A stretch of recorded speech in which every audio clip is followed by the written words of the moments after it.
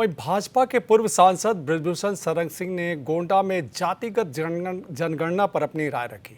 बृजभूषण सिंह ने कहा कि विपक्ष लगातार इसकी मांग करता रहा था और सरकार ने इसे स्वीकार कर लिया। अभी जनगणना शुरू नहीं हुई है और इसमें नए नए विवाद सामने आने लगे हैं। उन्होंने इसका उदाहरण भी दिया। कुर्मी समाज को लेकर उन्होंने कहा कि उत्तर प्रदेश में कुर्मी पिछड़ी जाति में आता है जिनका खेती से संबंध है, लेकिन गुजरात में कुर्मी समाज अग्रय वर्ग में आता है। उड़ीसा और बंगाल में यह समाज एससी और एसटी का दर्जा की मांग कर रहा है।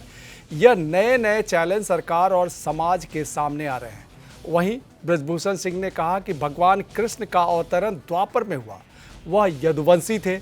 अगर कृष्ण यदुवंशी हैं तो भगवान श्री कृष्ण के और भगवान विष्णु के जो वंशज है वह पिछड़े में है। इसलिए जातीय जनगणना से नए नए विषय पैदा हो गए हैं और नए नए झगड़े पैदा हो गए। अब सरकार इसको किस तरह से संभालती है, यह बड़ा विषय है। देखिए, इसमें नए नए विवाद पैदा हुए और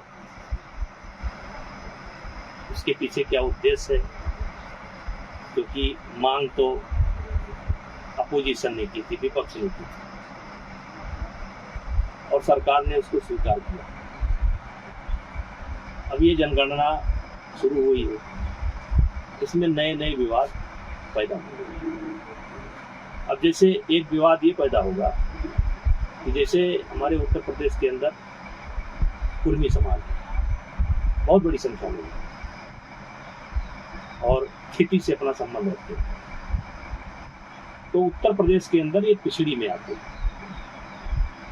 और गुजरात के अंदर ये अगड़ी में आते हैं और उड़ीसा और बंगाल में ये समाज मांग कर रहा है कि उन्हें एससी एसटी कैटेगरी में डाल दिया।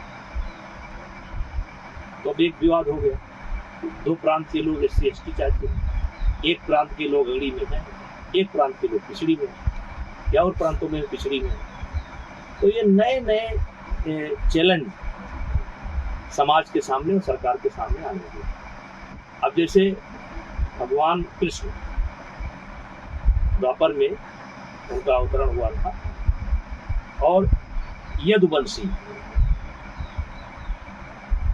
वैसे स्त्री पढ़ने की जरूरत नहीं है, यदुवंशी, तो यदुवंशी अगर हैं जो श्री कृष्ण के वंशज हैं, भगवान विष्णु के वंशज हैं, तो पिछड़ी में।